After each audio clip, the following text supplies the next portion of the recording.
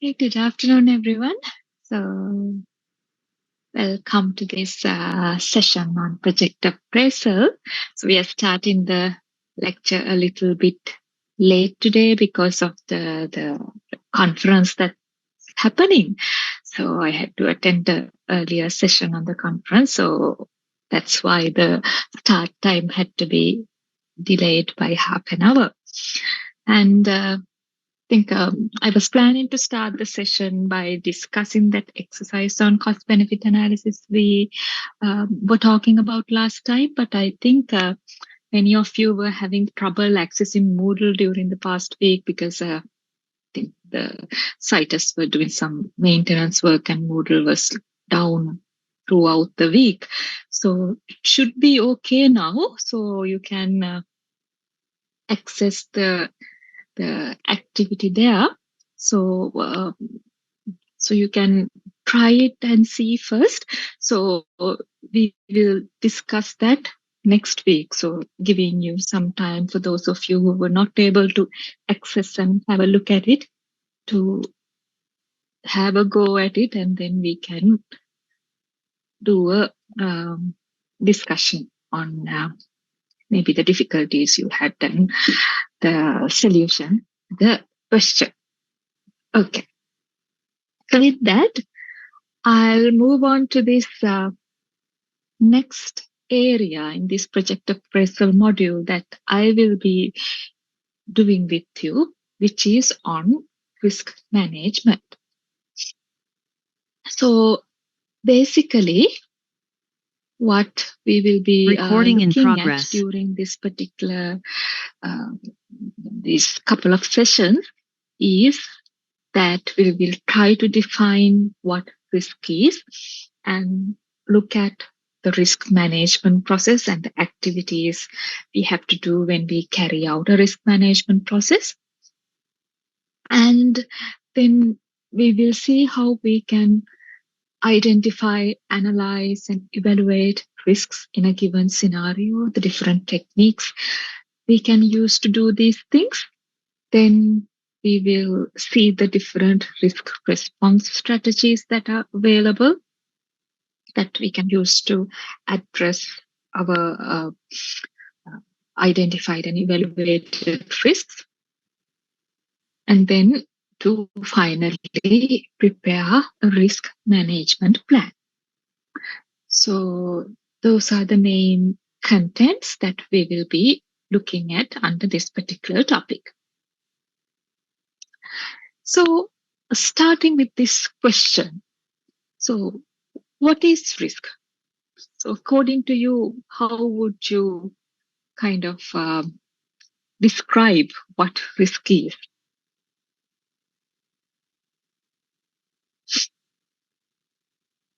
Any ideas?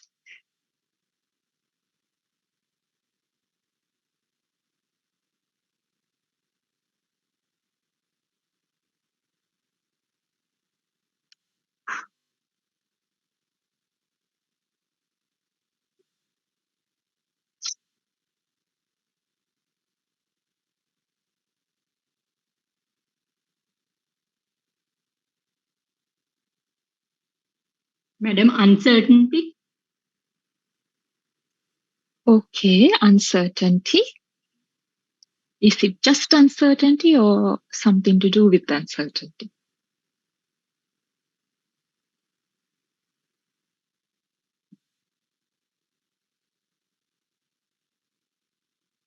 Exposure to harm or loss. I'm sorry, I didn't quite catch that. What was it? Exposure to harm or loss. Exposure to a harm or a loss. Okay. Any other ideas?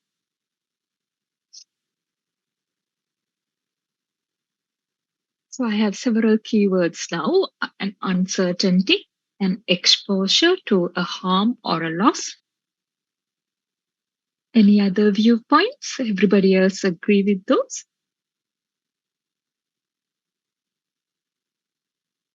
When the situation that cannot achieve the project objectives like that. Okay, so something is happening that's preventing you from achieving the project objectives. Okay. So all interesting viewpoints. Thank you for sharing those. So I will show you this particular definition of risk. This is from the Project Management Institute. So, yes, so one of you said it's an uncertainty. Yes, so risk can be an uncertain event or a condition that, if it occurs, has a positive or negative effect on a target output. So that's very important. So many of us, when we say risk, we have the impression, okay, this is a bad thing. This is a loss. This is a negative thing. So as one of you said, it's an exposure to a loss, a potential loss. But it can be a positive outcome also. So we can take a risk expecting a higher return or some positive return. So both can be possible in terms of effects. So it can be either a positive or a negative effect that we get on our target output because of a particular uncertain event or a condition. So it basically provides, again, as you mentioned, measure of the potential inability we might have in a project to achieve our project objective. So in terms of cost, schedule, or technical constraints, anything that might work or impact towards changing those objectives. And when we say a risk, it can have one or more causes and can have one or more impacts as well if it does occur. So, according to ISO 31000, they define risk as the effect of uncertainty on objectives. So the effect that we have because of uncertainties on our project objectives. So it's not just uncertainty, it's the effect we have because of uncertainties on what? On our project objectives. So when we say effect, it can be any deviation from what we originally expected.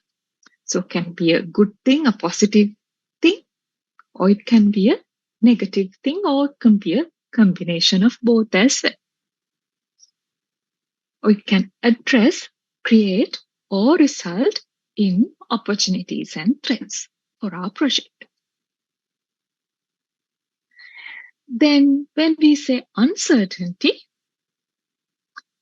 what that means is basically we lack information about something. So it's basically a state we are facing because at least partially there is a deficiency of information, which will help us to fully understand or have knowledge of a particular event or its consequence or its likelihood. So uncertainty happens because of a lack of information, because of lack of knowledge. And then finally, when we say objectives, it could be objectives we have about different things in a project. So we might have financial objectives, health and safety related objectives, environmental related objectives. So we might have certain impacts on any of these objectives due to these uncertain events. And these objectives, they might be at different levels also. So, say you might have organizational level objectives, project level objectives, process level objectives, the final output related objectives, so that there can be various objectives you have at different levels which could be affected by these uncertain events. So everything that we do in life, not just in projects, in life in general, many of the things that we do, any activities that we undertake, will include some element of risk and uncertainty. Say, when we wake up in the morning, when we leave our home to go to work, even that involves some amount of risk. Say, there might be a risk that we might get caught in a traffic jam and get delayed to get to work on time. There's a risk of accident when we get on the road. So there's always an element of risk. There's always an element of uncertainty, because none of us are all-knowing creatures, no? So all of us have uh, only a partial amount of information available about given situations. So likewise, all projects that we undertake, they assume some element of risk. So when we talk about risk, we have mainly two components that we look at. So usually there's a probability or a likelihood associated with risk. So it's basically the likelihood of failing to achieve a particular outcome. And there will be a impact or a consequence associated as well. So what will be the consequence? What will be the impact if that particular risk happens? What is the chance of that risk happening? Or what is the likelihood of that risk happening? And what will be the impact, or what will be the consequence of the particular risk happening? So we have to look at both these aspects when we talk about risk, or trying to kind of get an idea about the size or the magnitude of a particular risk. So that is about risk. Then coming on to the idea of risk management.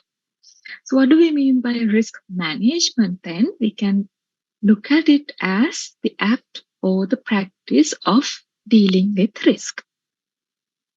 So according to, again, the ISO guideline on risk management, it defines the risk management process as involving the systematic application of management policies, procedures, practices to the activities of communicating, consulting, establishing the context, identifying, analyzing, evaluating, treating, monitoring, and reviewing risk.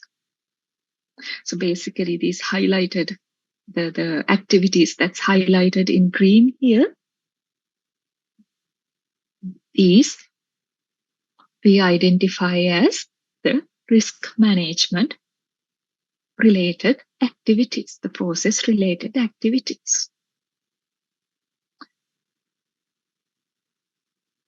So we can show it in a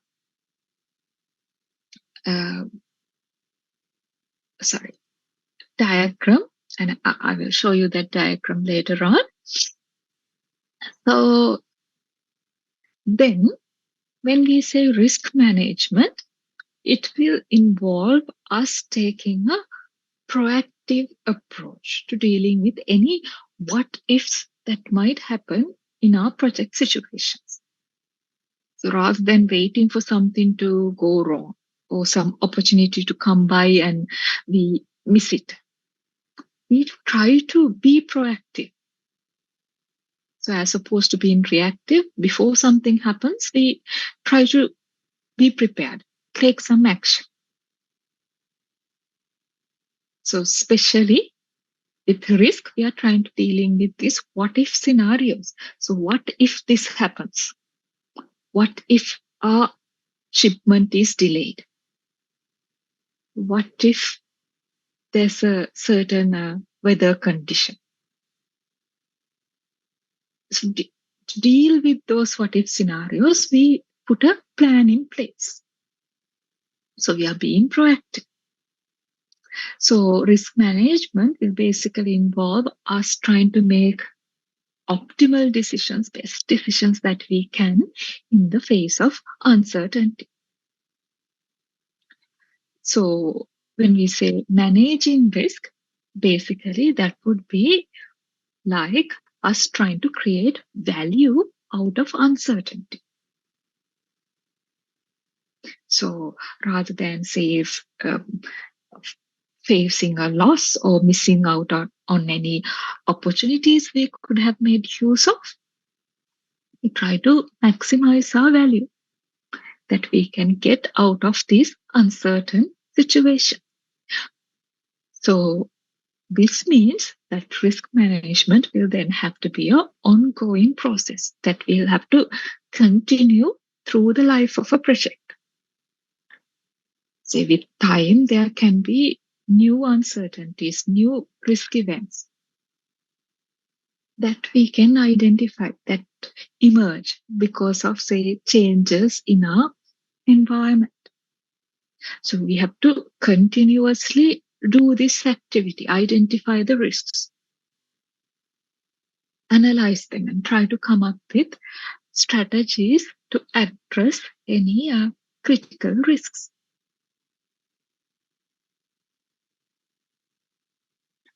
So when we think about the project life cycle and risks, what do you think about what will happen to the risks as you move through the project life cycle? Do you think the risks will be higher or lower at the start of a project compared to towards the end of the project?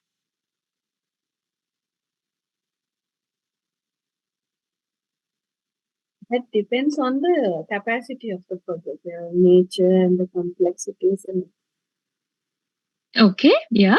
So can you maybe think with an example?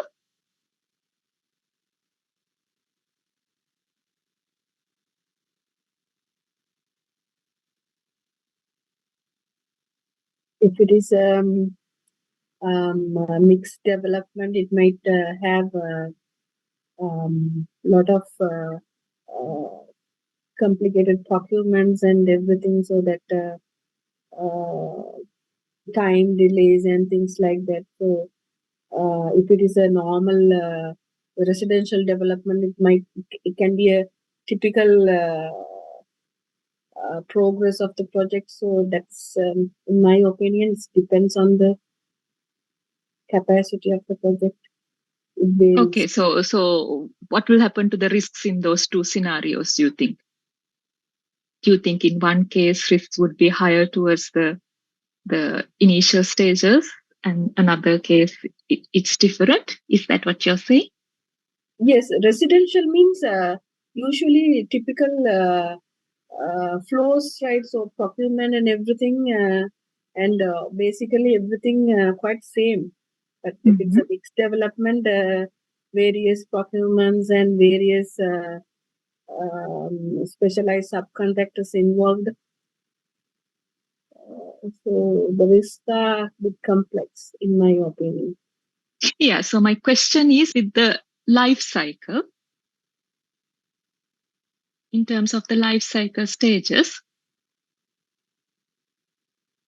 it could be any type of risk. So I have a question whether it's about financial risk or safety risk. You can talk about either or both, Viraj?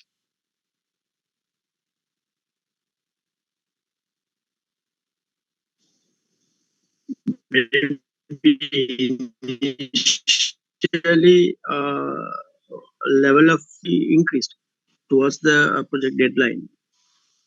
Maybe Typically increased. Okay. Why do you say that? because that project deadline is getting closer. Mm-hmm.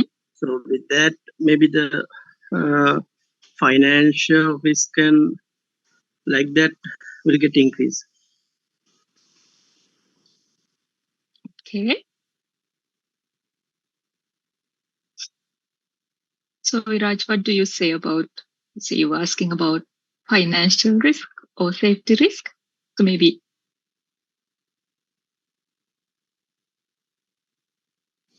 Maybe both.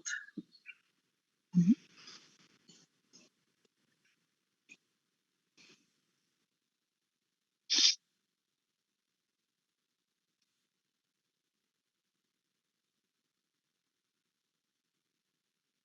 So yeah, Viraj says in the initial stages, design risk is high. At the end of the project, it reduces. Health and safety risk is higher at the construction phase and reduced towards project end. Yeah, that's quite, it's a nice way of looking at it. So yeah, so I kind of agree with the what the earlier Muhammad and I didn't quite catch the name of the first person that contributed. So both of you said. So typically, as Viraj says, we do say that in a like in typical context, project risk might be higher during the initial stages. So say when you start conceptualizing, when you start planning, the knowledge that you have of the project is quite low. Say there might be a lot of uncertainties associated. Might be uncertainties with, say, even ground condition. So even the design, as Viraj says, so many uncertainties involved. So as time goes by, with the more knowledge that you gain about the conditions, the situations, the more more information that you get. So as things get, say, finalized, maybe the design gets finalized, you select a contractor. So when those things happen, with the information that you get, you gain more knowledge, and with that, the risk, some of the risk can go down. So that's a typical scenario. But as you clearly says, there can be like specific things that might happen depending on the type of project or context that you are particularly looking at. So it's a very complex project involving, say very very specific things that you have to do during handover, very, say, specific construction activities or technologies that you have to use, very, very risky activities you have to do during construction. So there might be certain situations where the draft can change, as you, couple of you very clearly mentioned. But the idea is typically with knowledge, the and information, the level of risk can go down. So this is why I say we do things like ground surveys, isn't it? So to get that information, to get that data, so we can be more certain about what we will face when we try to do the foundation. So we are trying to minimize our risk by doing those, by getting that knowledge, gaining that knowledge. So in terms of what we are trying to do in risk management, So in terms of the negative events, we want to try and decrease the chance or the probability of those events happening, and or try to reduce the impact or the consequences of those negative events. Likewise, with the positive events, we want to try and maximize their impacts. We want to try and exploit these opportunities, basically. If there are chances that something positive might happen for our project, say it's a chance that we might complete the project under budget or before the deadline. So we have to try and exploit those opportunities. So maybe try and increase the likelihood of that kind of events and try and maximize the consequences. Right? So for negative effects, of course, we have to try and decrease the chance and impact. And for positive events, we want to try and exploit them. So then why do we basically need risk management? So in a project context, of course, maybe the first objective why we do risk management would be to maybe maximize our profits and to minimize our losses. And before the start of a project, during feasibility study, maybe doing risk management and trying to ascertain the risks involved in a particular project might also give us an idea about whether it's actually worthwhile to undertake that particular project or not, whether the project is viable or not. So if it's, say, very risky, if there's a very high chance that things can go wrong, so some organizations might not be willing to undertake that type of project. Excuse me, madam. Yeah. I'm comparing the project knowledge and this as when assessing project viability, we should have good knowledge, comprehensive knowledge on project when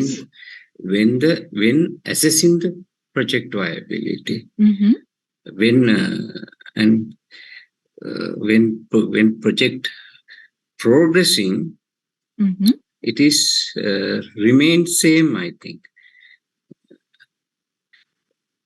It is a little bit complex to me. That's why I am asking. This is now at the assessing level. We should have very good knowledge and skill to assess what would be the project viability, how we are going to adopt the practices, technology. We should have good knowledge at the beginning, I think. Yes. So, what is your question, Samarasinga? Yes, the earlier graph. When we compare the knowledge we require at the inception, it is less. When progressing, it's not the knowledge that you require. It's basically it's the. I think you're talking about this, right? Yeah, madam. Yeah. Okay. So it's not the knowledge that you require. Okay, if you think of it that way, yes, it is. It will be the ideal scenario if we have 100% knowledge about the project before we start it. Then absolutely no problem. You'll be able to finish the project right on time, say right on budget, everything. But that rarely happens, isn't it? So why do you always go, say, maybe not meet the schedule or not meet the budget? Why does that happen then? If you have 100% knowledge, why can't you finish right on the day that you scheduled? No, madam, it's in especially in construction. before start, we have to plan everything. We have Yes. to plan everything. It should be documented as a BOQ or specification. So where the most of knowledge apply, then yes, it is when the execution you should have that practical knowledge to execute what is we have planned earlier.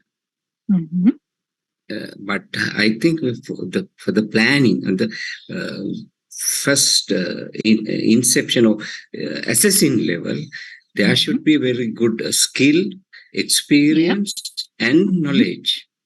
Yeah, so I agree. So you didn't answer my question. So in your experience, all the projects that you have been involved in, have you completed those projects right on schedule and right on budget? No, madam. Why not? Yes, there's definitely the variation from the time and there may be quality variations and the financial was overrun or savings. That is part and parcel of the this industry, madam. Yes, I accept. So my question is, why does that happen? What's the reason for that? So you're saying at the planning stage, you need to have like 100% knowledge of the project. Then why can't you complete on time, on budget, to the exact spec that you started out of?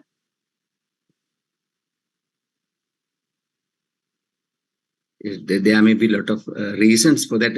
Yes, there are knowledge is also could be a reason, madam. Yeah. See, I think maybe the confusion is you are maybe confusing, say knowledge about how to do your profession. Say if you're an engineer, how to do whatever the structure. Yes. It's fine. Yes. But when we say knowledge about the project, that's not all. So there are lots of other things we have to be aware of, isn't it? Say the ground conditions, say there might be issues with or say material supplies and all those things that are part of the project. So we can never have 100% knowledge about all those aspects, isn't it? When we are planning. Yes, madam. So that's what I definitely mean. The behavior of secondary level stakeholders. Yeah, exactly. Yeah, even the weather we don't know. Yeah, yes. So it might be the very drought period with no rain you're expecting, but suddenly there are like monsoon type rains happening. So those kinds of situations. Yeah, right. Okay, madam. Right. Thank you, madam. You explained it. Yeah. So it's only with time that when things are happening, we can gain that type of knowledge about how things are progressing, isn't it? Yeah. Okay. Thank you, madam. Okay. So, yeah, as you are saying, when we are assessing whether a project is viable, whether we can undertake a project which is feasible, so undertaking some kind of risk management can also help us to give some idea. So as I was saying, so there can be like different attitudes that us as people as well as organizations have about risk.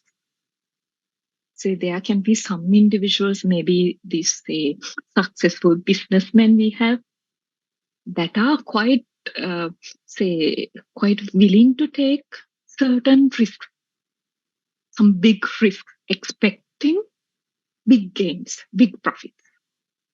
Same with organizations. They might be willing to undertake a risky project, expecting a higher return.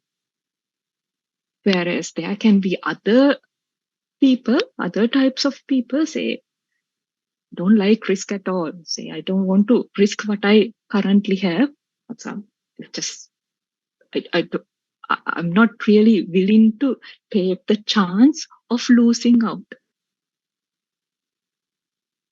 Say, so when you kind of try to get some idea about the associated risks involved in a project, you can decide for yourself whether it's something that you're willing to take on or not before you start out on a project.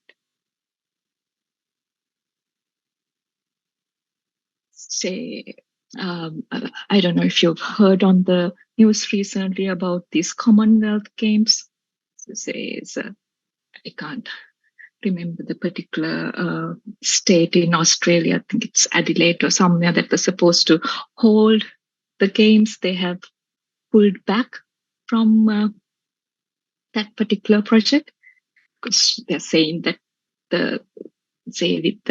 with their present political climate, with the new government kind of being opposed to monarchy, as well as the rising price levels, the project is not viable anymore. So that is one. Then when you do risk management, we can identify the potential project risks and try to have some idea about the potential cost of each risk and try to plan for it or try to work around it to minimize any potential losses we might face.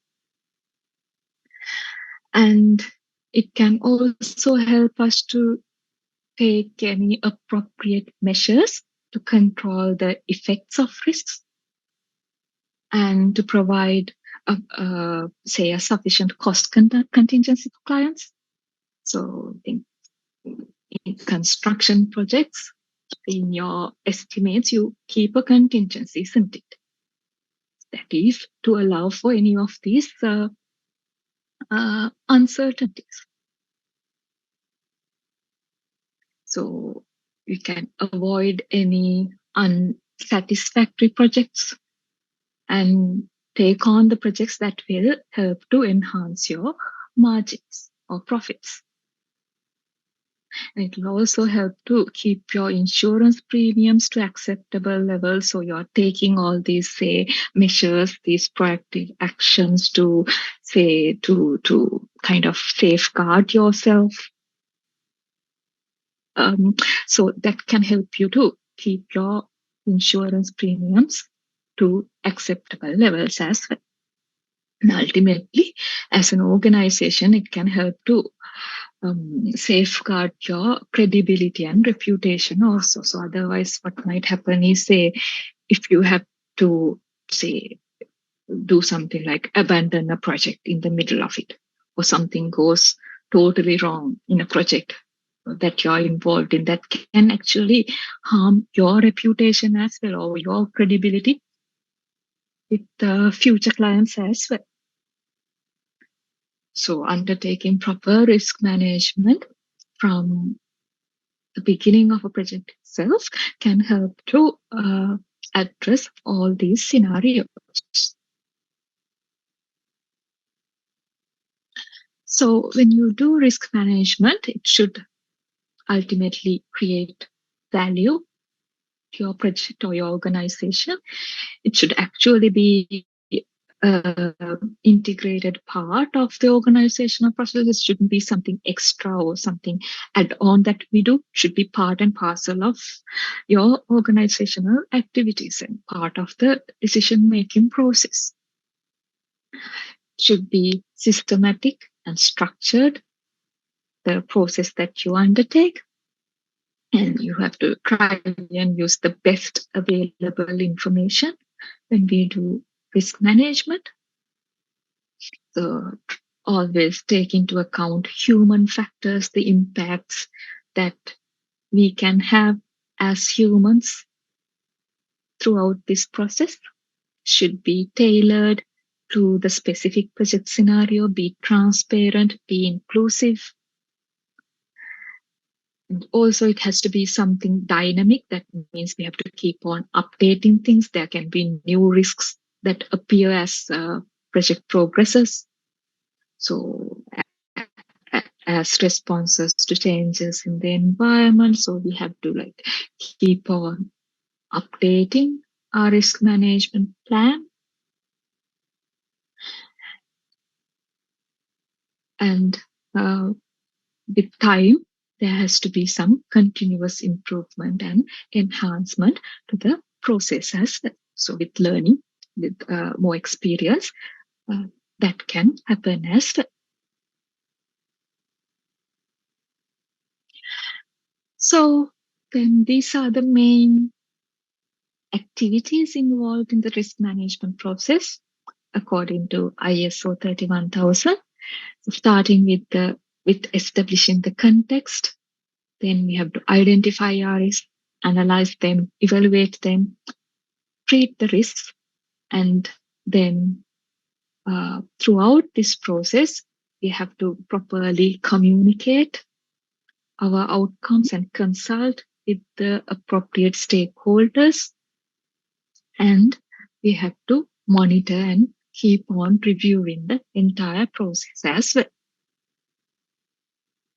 So these 3 steps, that means identifying, analyzing, and evaluation of risks, we refer to as risk assessment as well. So together, these 3 activities are known as risk assessment.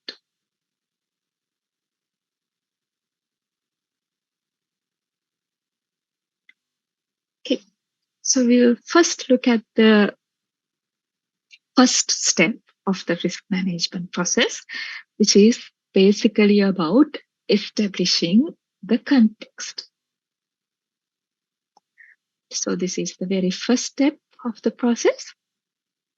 So basically, this will involve defining the external and internal aspects or parameters that you have to take into consideration when managing risks. So basically, you're setting the scope and the risk criteria for your risk management policy. So these external parameters will basically look at your external environment. So if you're thinking in terms of a project, so you might have to think about, say, the national context, your local context, then the national context, even the international context, the cultural, social, political, legal, regulatory, technological, economic, various types of aspects from your external environment that can impact on your project activities. So the key drivers, trends in these areas that will have an impact on you achieving your project objectives. And it will also include the relationships, perceptions, and values that your key external stakeholders have, and how then that can impact your project objectives. And then in terms of your internal environment, that will mainly have to do with your inside of your organization or your project. So basically things like what your organizational structure is like, what type of culture you have within your company or your project, the roles, accountabilities of different parties, the policies you have in place in your companies, standards, guidelines that you follow, all those things. Say, for example, if you adhere to a particular health and safety standard, that might impact the activities that you do in relation to health and safety on your projects, as opposed to another company that does not follow the same standard. So there can be, even if you do undertake the same type of project, the risk exposure can be different for the 2 companies.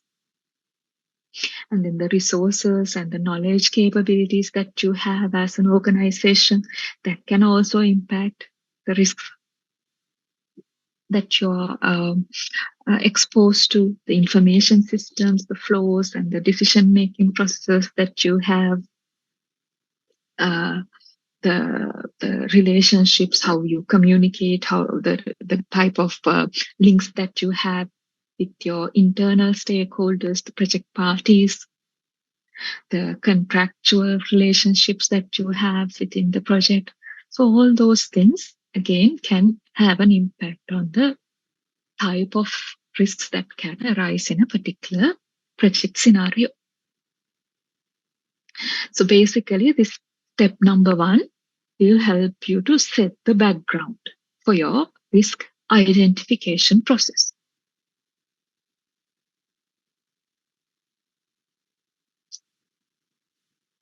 Then the second stage is this risk assessment stage. So as I was saying, this involves 3 main activities. So identifying, analyzing, and evaluating the risks.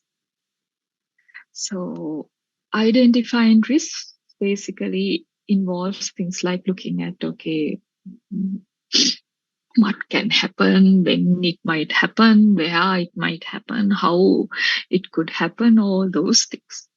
Whereas when we are analyzing risks, we are trying to estimate a level of risk or get an idea about the size of a particular risk. So that will involve looking at things like, okay, how often something might happen, how much something might cost, how critical something is, what's the level of risk, so those things. Then finally, risk evaluation is basically about determining what is acceptable and not acceptable for us as an organization or as a project. Then trying to come up with solutions and priorities for addressing risks. So we'll look at those second and third steps later on. So our focus first would be on risk identification.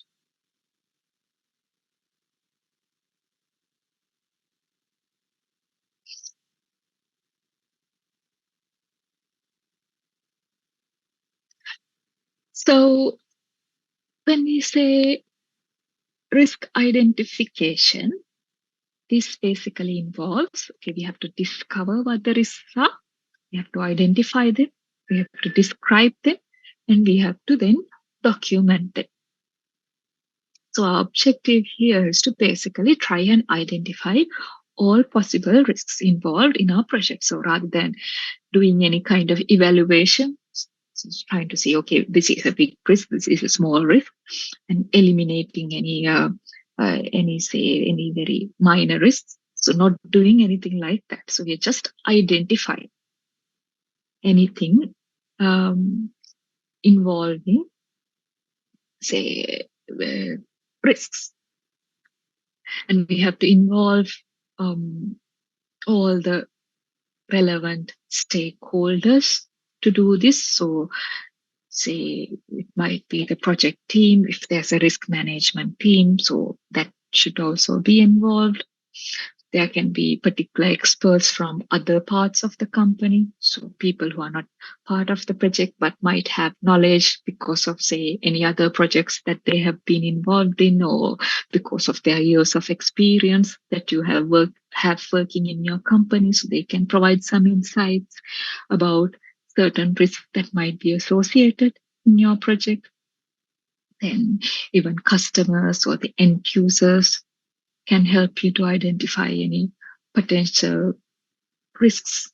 Project managers, any other stakeholders that can provide any insight, as well as outside experts. Depending on what aspect of the project that you're looking at, you might have to involve all those relevant parties.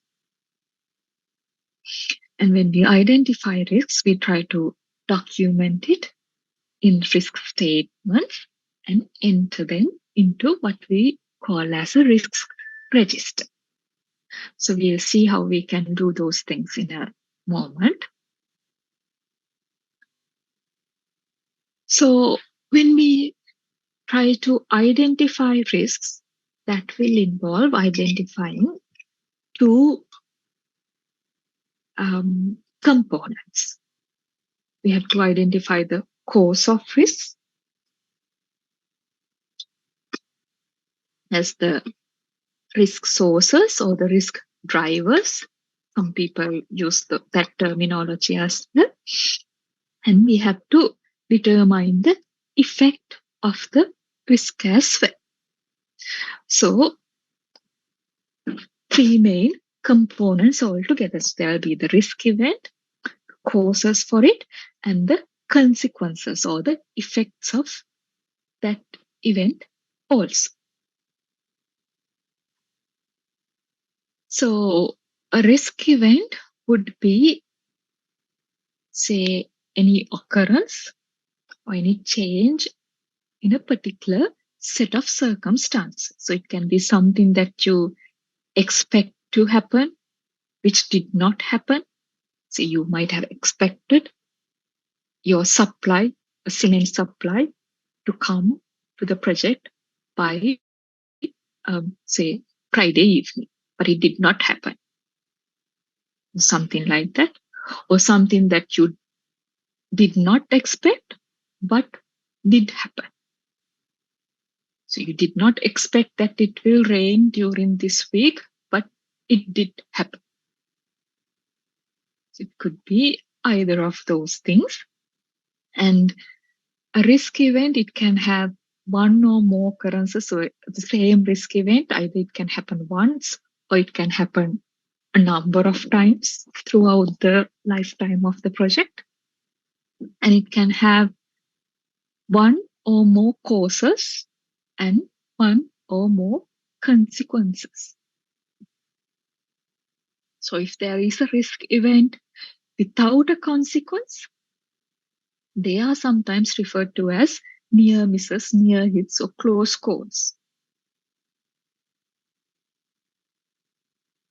Say, okay, you are walking on the site, so something fell from 5th floor down, but it just missed you. So it could be a near miss in that case, or a close call. So there wasn't a consequence to you in terms of, say, any harm to your life, but nevertheless, an event happened.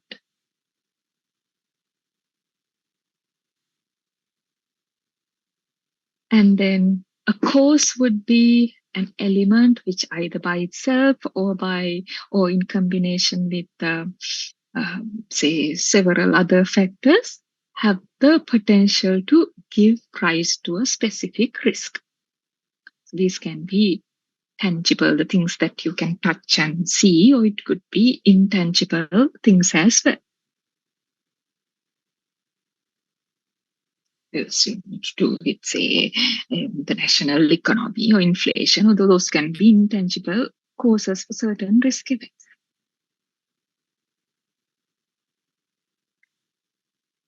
And then consequences would be the outcome of a risk event that will affect your project objectives. So one risk event, it can have a range of different consequences, so not just one single consequence. And these consequences also, they can be certain, uncertain. So there can be some consequences, say if, say, you might say, okay, if it rains during the next 2 weeks, the project will be delayed. So that means you are certain.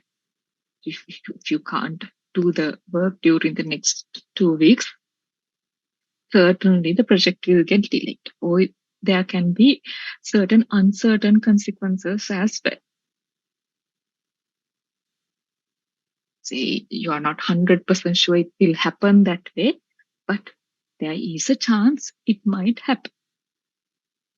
And these consequences, as I mentioned at the beginning, can be either good or bad things. It can be either positive or negative effects on your project objectives. You might be able to express them in either quantitatively or qualitatively.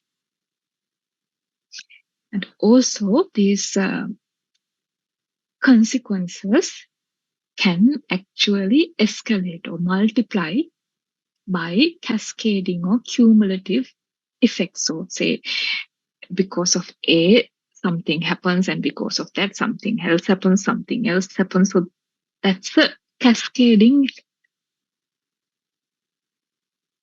So if you don't have your material arriving by today, then something is you will not be able to start a particular work tomorrow, and then something else might happen. So because of that, there might be other consequences associated. So likewise, there can be knock-on effects, cascading effects, which might actually help to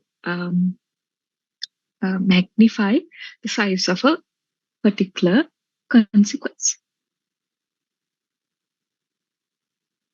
So here's a small example. So in relation to a software development project.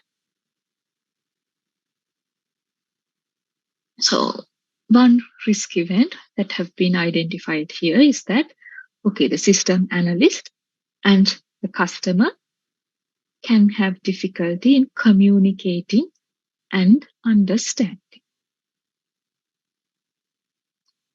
Okay, then what is the cause? Why might this risk happen? One reason, one cause is that system analyst doesn't have experience in medical business software. So this scenario, it's related to developing a medical related business software, or medical business related software. So if the system analyst not understanding the medical jargon the client might use is one cause that might result in difficulty in communication and understanding between the analyst and the customer. Then what will be the consequence or the effect of this particular risk? That there can be delays. The inception phase can take longer than 3 weeks. The customer can become frustrated and can even lead to the project being cancelled. Those are the consequences or the effects that have been identified.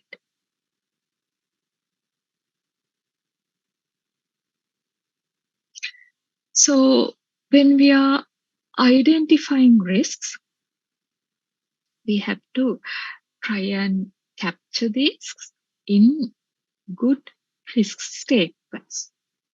So we have to basically talk about the risk event, the cause for that event, and the consequences.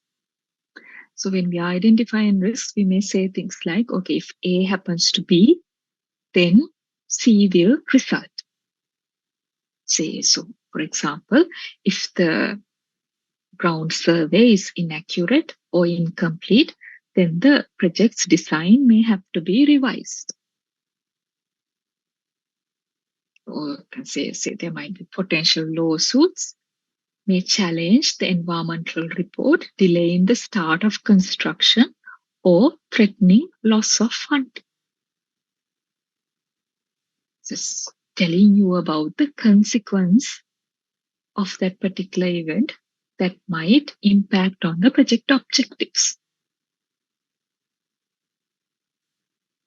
So why we need these risk statements? So when we have well-constructed, comprehensive statements like this, it will make the later stages of our risk management process, the other activities involved in risk assessment and risk treatment, much more easy. And you will see why. And it will also be easy for us to then explain and report these identified risks to the other stakeholders and the senior management.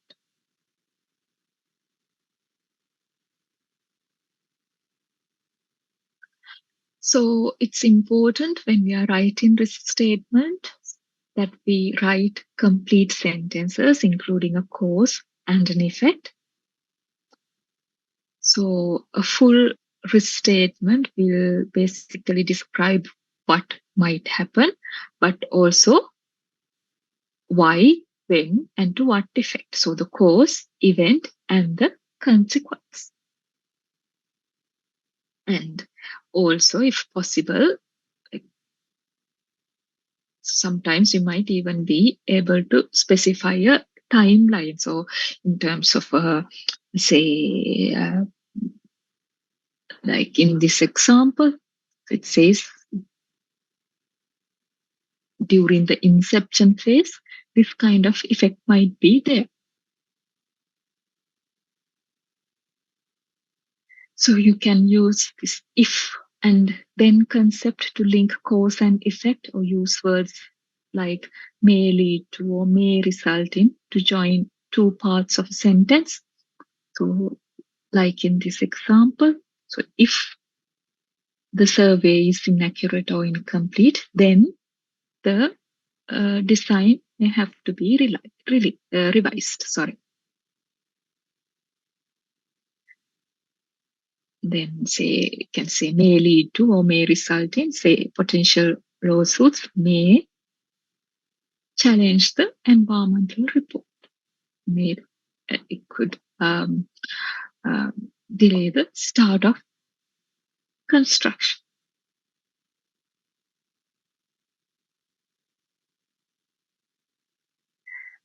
So then these risk statements, they will describe the cause as a condition or set of conditions or triggers that have to be there in order for that risk to occur. And then they will also tell you what the impact or the consequence would be on the plan or the goal or the overall objective of a project. So you're basically asking yourself, so what? Okay, so if you just say um, uh, there can be potential lawsuit challenging the environmental report, then you have to ask, then so what? Okay, there can be lawsuits. So what? Then what might happen to the project objectives? It can delay the start of construction. It can lead to us losing our funding. So that's the consequence. So both sides, you need to elaborate.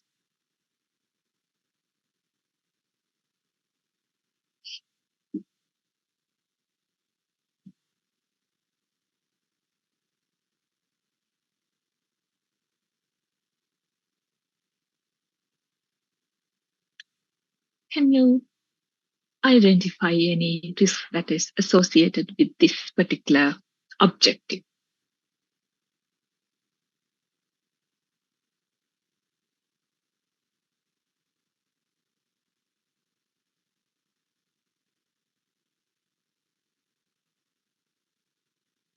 So imagine you are traveling from your home to your workplace by train, from A to B. You have to arrive for a meeting at a specific time. Say you have to be at work by 9 a.m. for a meeting, important meeting. So that's the task you have to achieve. That's the objective. What can you identify any risks that might be associated with that?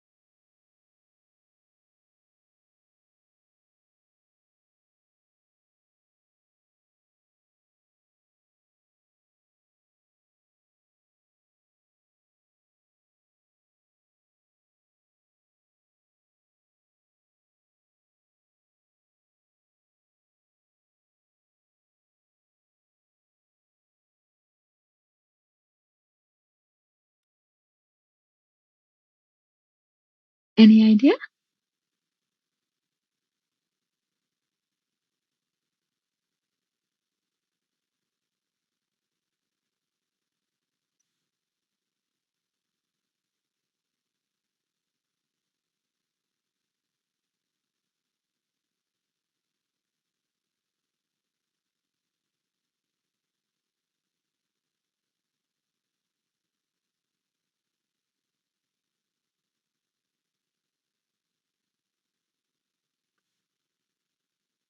Can anybody tell me one risk might be associated with this particular action, activity?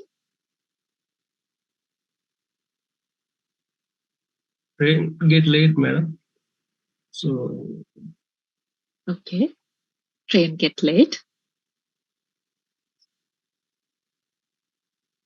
So what's the consequence? So you only identified one part of the risk. You have to think about the cause So and the that's consequence. Yeah. cannot be participate to the meeting at the right time. At the right time. So that will be your consequence. Yes. Okay, good.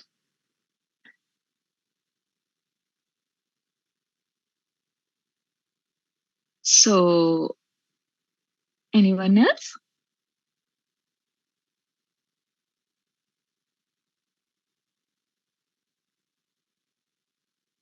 So you have to always, the point is you have to always think in terms of your objectives. So if it's a project objectives.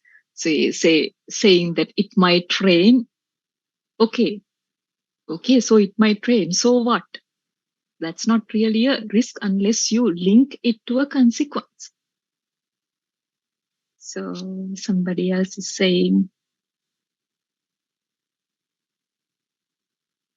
okay, so if the train gets late or if there's a train strike, I may not be able to attend the meeting on time.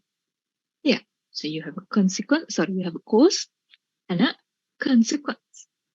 So that's the main thing I wanted to highlight, that always thinking in terms of consequences. So again, Viraj is saying technical failure of the train, inclement weather. So again, then so what?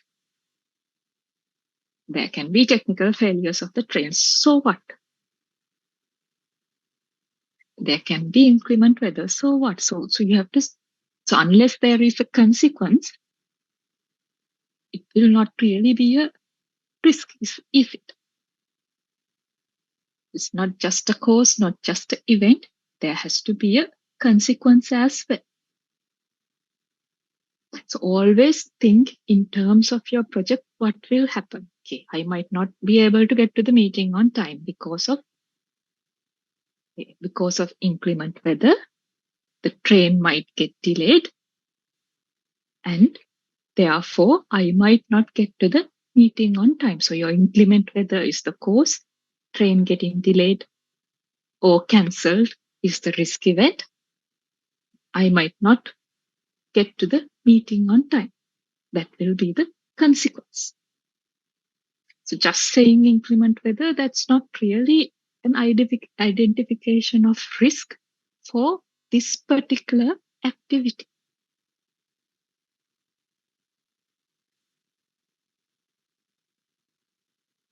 So you might say, okay, failure to get from A to B on time for the meeting. Being late and missing the meeting. There's no buffet on the train. Missing the train causes me to be late and miss the meeting. Severe weather prevents the train from running and getting me to the meeting on time. What do you think about these particular statements?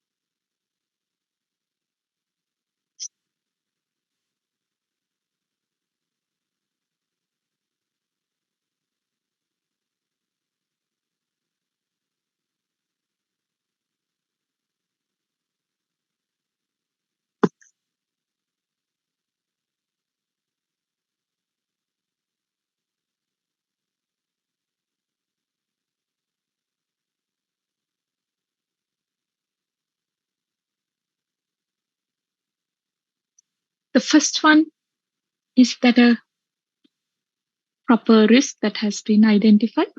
You think failure to get from A to B on time for the meeting?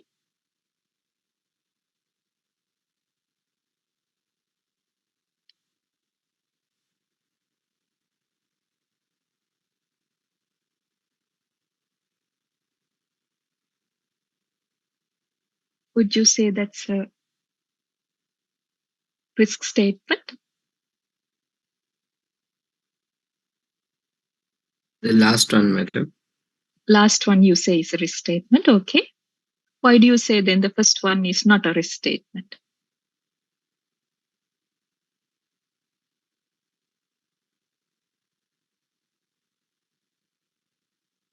Or what about the second one or the third one?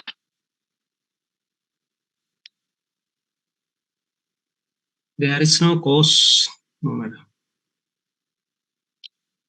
Okay. So yeah, the first one, failure to get from A to B on time for the meeting. It's basically, you're just restating the objective, isn't it? So you have to travel by train from A to B on time for the meeting. So failure to get from A to B on time for the meeting. So what is the risk? So as you say, yes, you are not really identifying a risk event or a cause. We don't know any risk in that particular instance. So it's not a risk event. Yes, so you're correct. And then second one, being late and missing the train.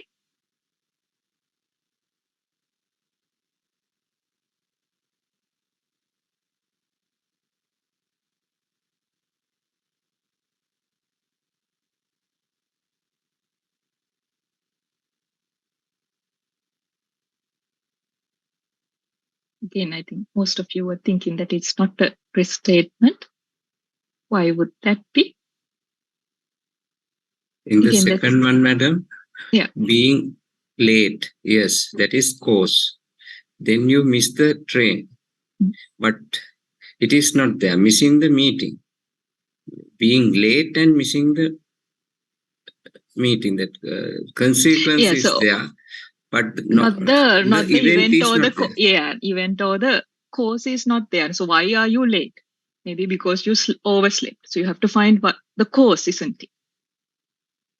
So as you say, only the impact is there. The other parts are not mentioned. So again, it's not a proper risk statement. So how do we take action then? So you can be late due to different reasons. So there might have been traffic from your home to the train station, or you might have overslept, your alarm didn't go off, but there might have been, say, a family emergency.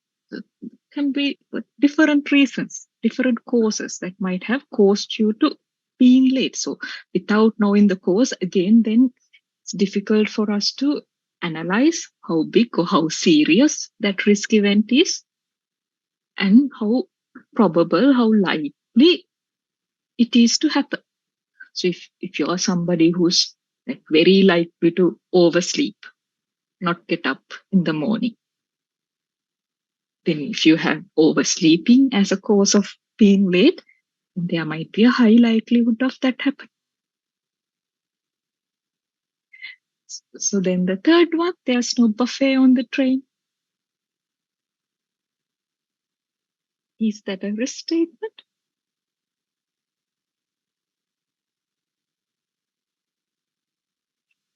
Totally irrelevant, madam. Totally irrelevant. So it has nothing to do with achieving the objective.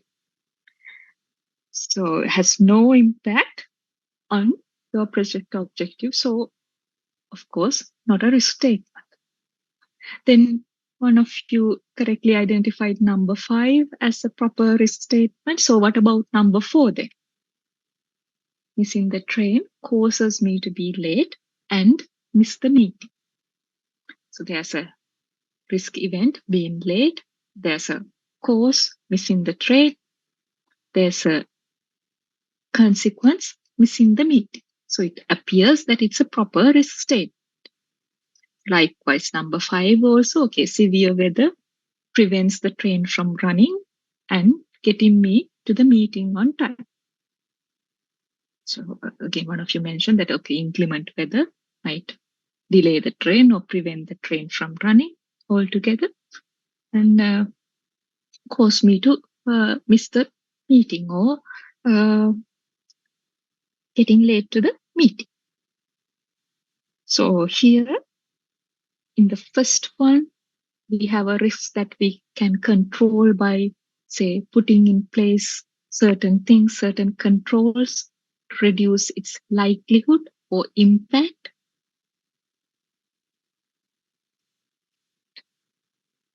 Like for instance, we can take certain actions for us to not miss the train. And if we do miss the train, we can maybe put in place certain actions, certain plan Bs. Okay, if we do miss the train, then what? Do we have an alternate method of transport? So rather than missing the meeting, we can reduce the size of the consequence, the magnitude of the consequence. So we are not totally missing the train, missing the meeting, but we might get there a few minutes late. So it implies it is a risk that we can control, and we can take some action strategies to either reduce the chance probability of it happening or to address the size of the impact, the consequence of it happening. Rather than missing, maybe just going there at least a little bit late. However, the fifth one, it kind of implies, okay, this is something that's not within our control. So severe weather, that's not within our control. It's preventing the train from running. So we have no control over that part. Then what can I do? Then I can think of a contingency plan. So if that happens, then what is the plan B? So maybe arranging like a different form of transport.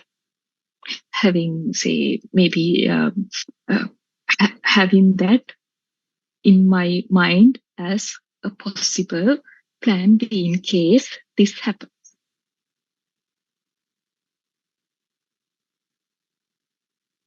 So, clear?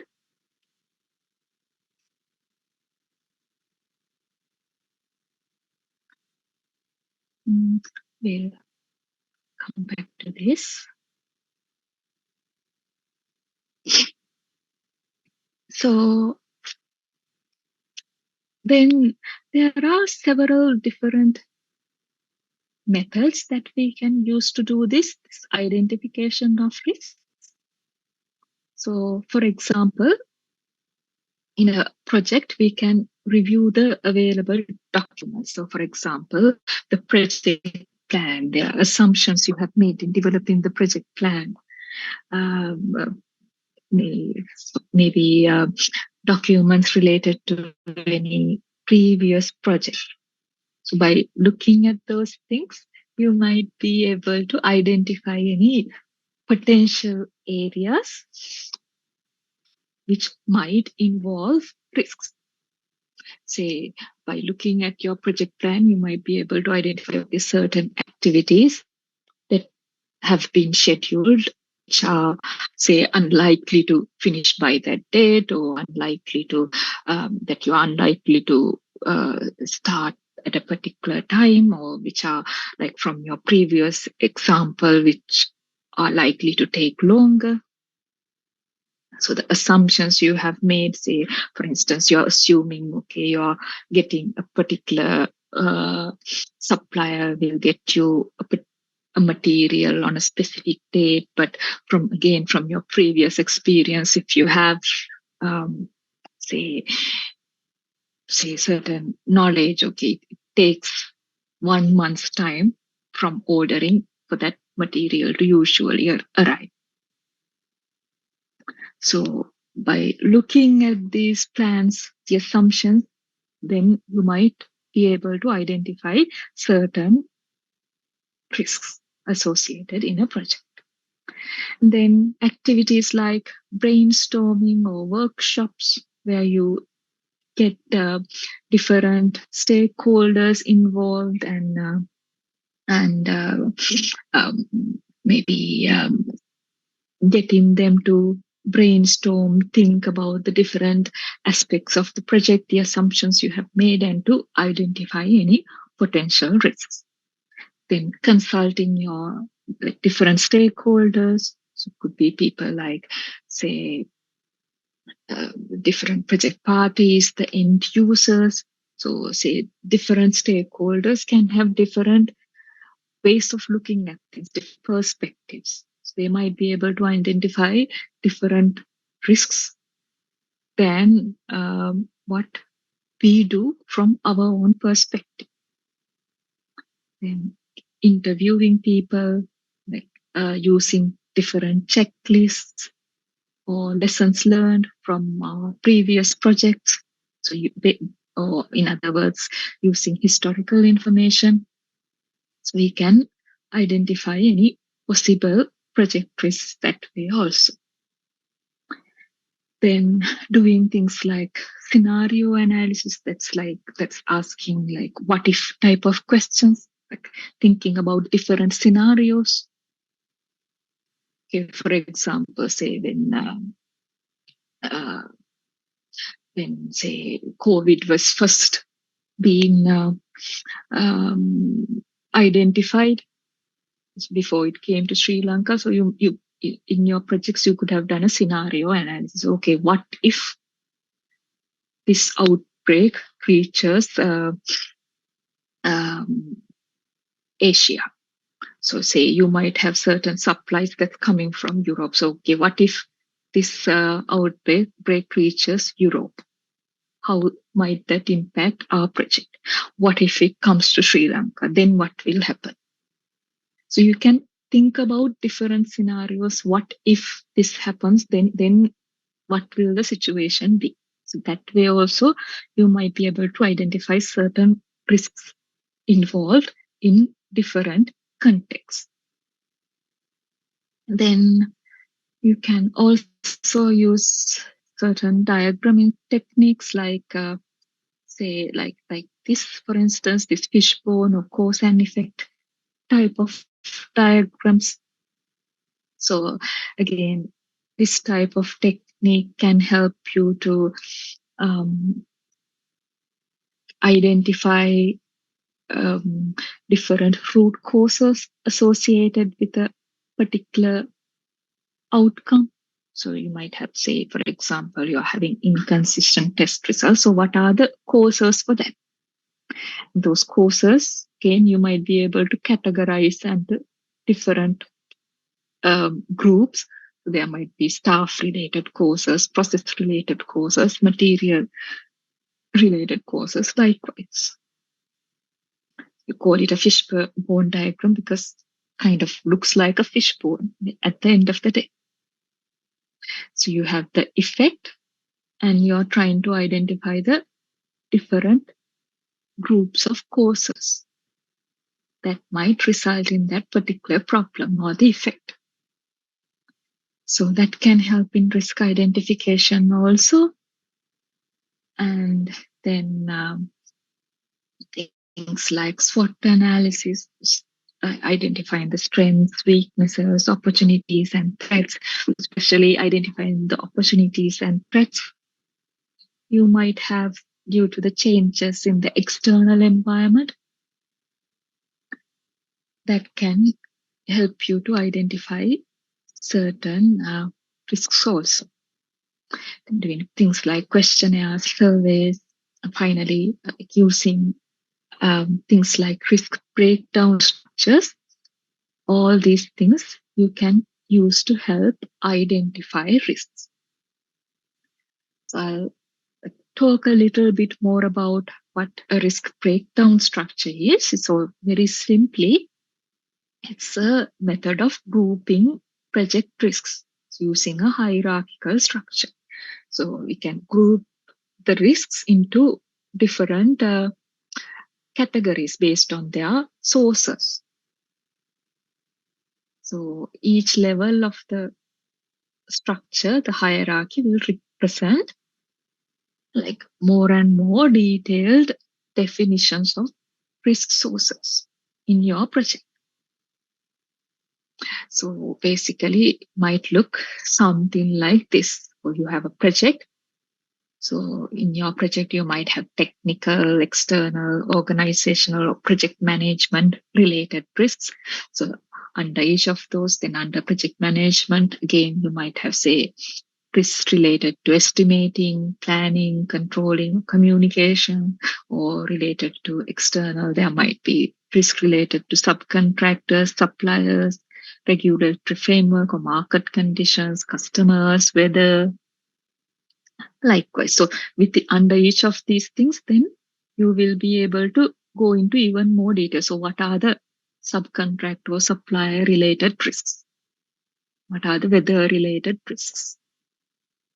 So you can go into more and more details level. So here's an example of that. So here we have level 0, the project risk, then the next level, the groupings. So here we have environment, industry, client related, project related. So under environment, then we have statutory. It's another subcategory. So then the next level we have under statutory, okay, planning approval delay, legislation changes, ecological constraints. So you're identifying all the risk sources. So then you can identify the later on consequences due to those causes. So for example, for client related, they have several subcategories. So client team related risks, project management team related risks, target related, funding related, likewise. So inadequate project funding is one risk source identified under project fund.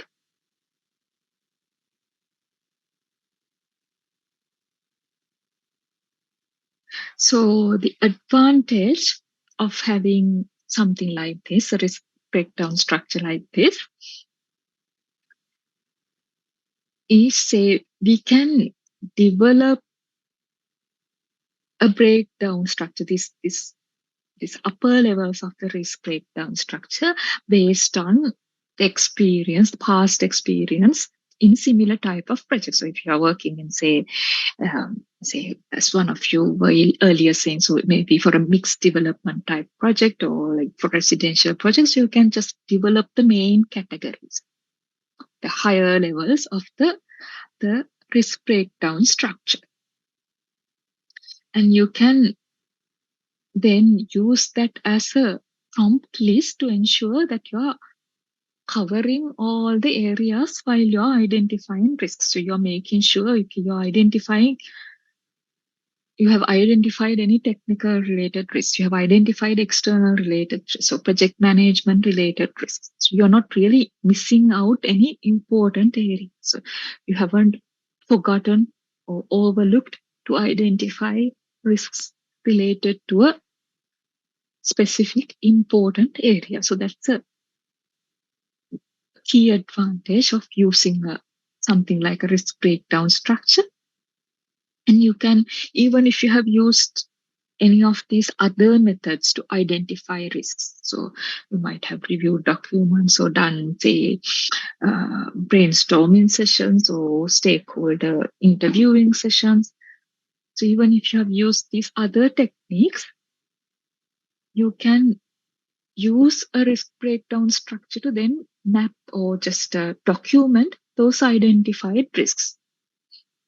So you can start filling these like bottom levels of your risk breakdown structure by using those risks you have identified using those other methods. And by doing that, then you can see if there are any gaps or blind spots in your risk identification. So for example, say you have not, once you have filled all the risks you have identified, you see, okay, you have not really identified any market related risks, any industry related risks.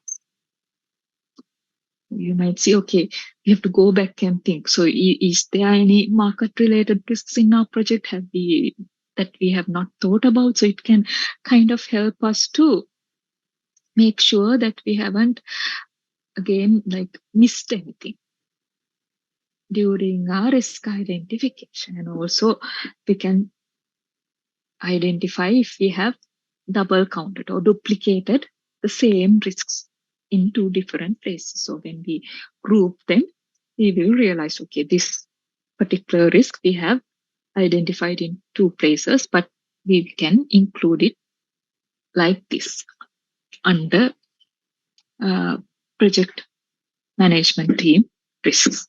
So likewise, so the RPS can help you in your risk identification process in both those ways.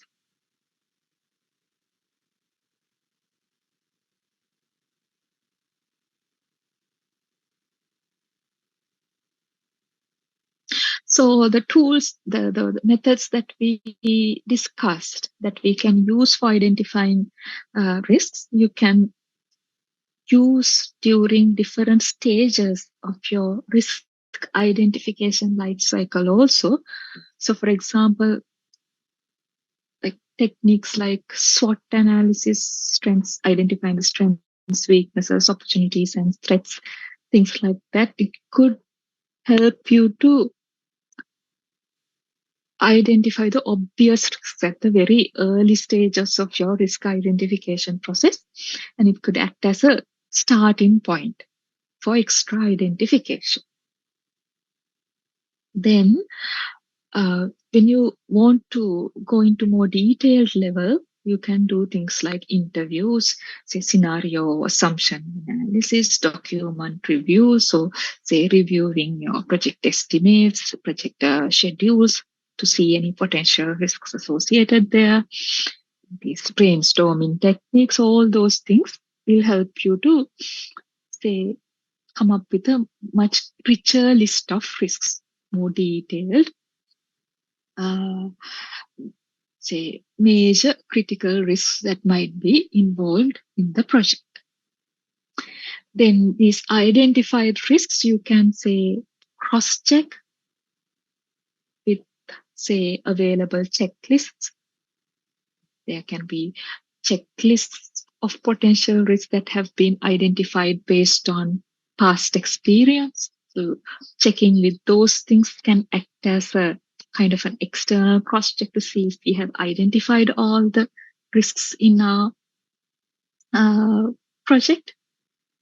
Then we can do internal cross-checks. So like we discussed, using things like the risk breakdown structure or comparing things with the risk breakdown structure. So we can check and see whether we have identified risks in all the important areas. And finally, like things like fishbone diagrams or flow charts, we can use to finalize our risk statements, so like properly linking the causes and the effects. So that will help us to come up with a detailed risk statement. So likewise, we can use these risk identification tools at different stages in our risk identification process to come up with detailed risk statements. So when we identify these risks, then we can start developing our risk register. So this is basically a list of risks that we have identified for our project along with their associated attributes, both positive and negative attributes. So we can develop a risk register, say either in a spreadsheet or using a database system or whatever the way we like. Basically, it will provide a log of all the risks that we have identified for our project. So there's no really standard format, universally accepted format for a risk register. But so you can develop a risk register for your project at these initial stages, and we can update this register throughout the risk management process. So usually, as I said, there's no standard format, but usually it's good to incorporate these information in your risk register. So basically what the risk event is, the category, that means the group that you have categorized the risk under, the cause of the risk, the impact or the consequence of the risk, so that you can do at this risk identification stage. And then as you move along throughout the risk management process, you can fill these other sections also. You can kind of like try to determine what's the likelihood or consequence, the chance of that risk happening, the probability, and then the impact. You can come up with a qualitative or quantitative assessment of what the impact might be. So if there are any interdependencies with other risks, the risk A, it might have a consequence with another risks, as we've said before. Say certain risk events or consequences, they can have these cascading or knock-on effects. So if there are any internal controls that are already in place that might help to minimize the likelihood of a particular risk occurring, so we can identify those things as well. So coming up with a risk level, then determining whether the risk is acceptable or needs to be treated, prioritizing the risks, and coming up with a risk treatment and identifying who should undertake the treatment. All those things we could include in our risk register. So this is just an example. So here, say, we have the categories, so designing risk, time risk, budget risk. Under each category, there are the identified risks. Then there's the causes, the effects. Then from the risk assessment, they have values for probability and the impact. Then they have ranked the level of risks and the risk response strategy and how much it might cost to take that strategy. So likewise, so you might incorporate any other information that would be relevant for your project context.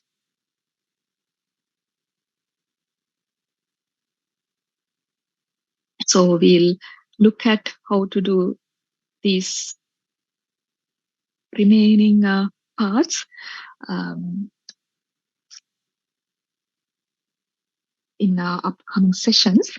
So right now with the risk identification, we will be able to start developing a risk register with this initial information. Any questions?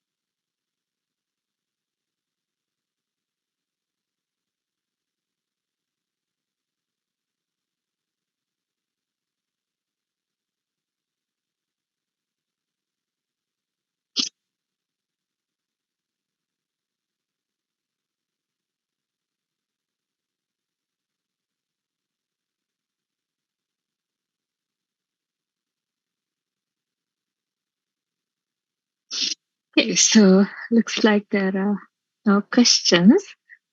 Recording stopped.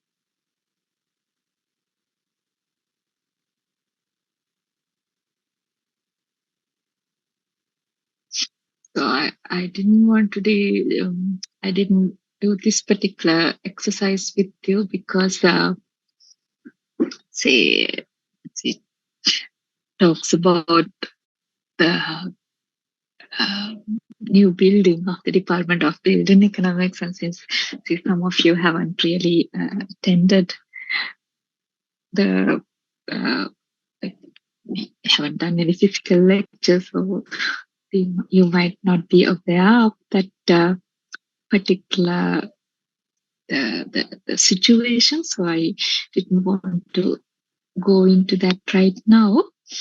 But we'll when we discuss risk assessment, analyzing and evaluating risks next time, we will discuss with a small scenario. So we'll do a little group activity, and with the identification and analysis involved there. So I hope you won't mind if I stop the session today here, because there's the conference panel discussion happening right now. So I have to join that one also. So I'm sorry about that, but I don't think you would mind. Just for today, I will stop the session today. Okay. So thank you very much. Yeah. Yeah.